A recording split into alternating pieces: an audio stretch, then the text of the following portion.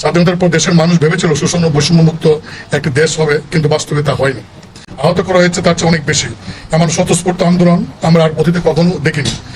মুক্তি সেনা হিসেবে আখ্যায়িত করা হবে এবং প্রকৃত শহীদের তালিকা প্রকাশ করার জন্য সরকারকে আমরা বিশ্বাস করি না, একটা নিরপেক্ষ কমিশনের আমরা দাবি করছি। ছাত্রদের যে আন্দোলন, বিশেষ করে কোটা সংস্কার বিরোধী আন্দোলন, সেই আন্দোলনের তিনি সমর্থন দিয়েছিলেন। সেই প্রেক্ষিতে আজকে দেশের যে চলমান অবস্থা, বাংলাদেশের স্বাধীনতা আন্দোলন হয়েছিল পশ্চিম পাকিস্তানের শোষণ ও বঞ্চনার বিরুদ্ধে। স্বাধীনতার পর দেশের মানুষ ভেবেছিল শোষণ ও বৈষম্যমুক্ত একটি দেশ হবে, কিন্তু বাস্তবে তা হয়নি।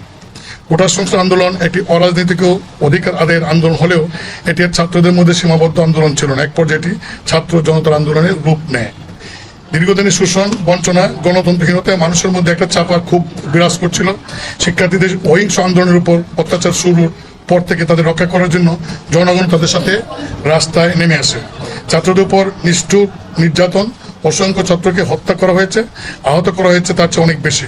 এমন স্বতঃস্ফূর্ত আন্দোলন আমরা আর অতীতে কখনো দেখিনি। এমন বর্বর ও নিপীড়নমূলক হত্যাকাণ্ড জাতি কখনো প্রত্যক্ষ করেনি। যার কারণে এই আন্দোলনে স্কুলের ছাত্র থেকে শুরু করে সর্বস্তর জনগ্রহণের অংশগ্রহণ দেখা যায়। সবাই ছাত্রদের অহিংস আন্দোলনে নিহত ছাত্র জনতার আত্মার মাগফিরাত কামনা করে পরিবার ও পরিজনদের প্রতি সমবেদনা জানানো হয়। এই বৈষম্য বিরোধী ছাত্র আন্দোলনের ন্যায্য দাবি শক্তি প্রয়োগের মাধ্যমে দমনের প্রক্রিয়াকে তীব্র নিন্দা জানায়। সবাই ছাত্র আন্দোলনে নিহত আবু সাঈদ সহ শহীদদের মামলার এজাহারে প্রকৃত মৃত্যুর কারণ না দিয়ে মিথ্যা এজাহার দাখিল করায় এর নিন্দা জানানো হয়।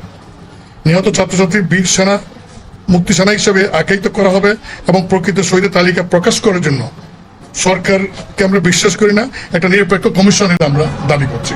সবাই ছাত্র হত্যার সাথে জড়িত সকল সরকারি কর্মকর্তা ও উস্কানিদাতাদেরকে আইনের আওতায় এনে বিচারের ব্যবস্থা নিশ্চিত করতে হবে। সবাই বৈষম্য বিরোধী ছাত্র আন্দোলনের নেতাদের হয়রানি এবং নির্যাতন না করার আহ্বান জানানো হয়। ছাত্রদের নামে দায়েরকৃত মামলা প্রত্যাহার করারও আহ্বান জানানো হয় এবং কোটা বিরোধী ছাত্র আন্দোলনের গ্রেপ্তার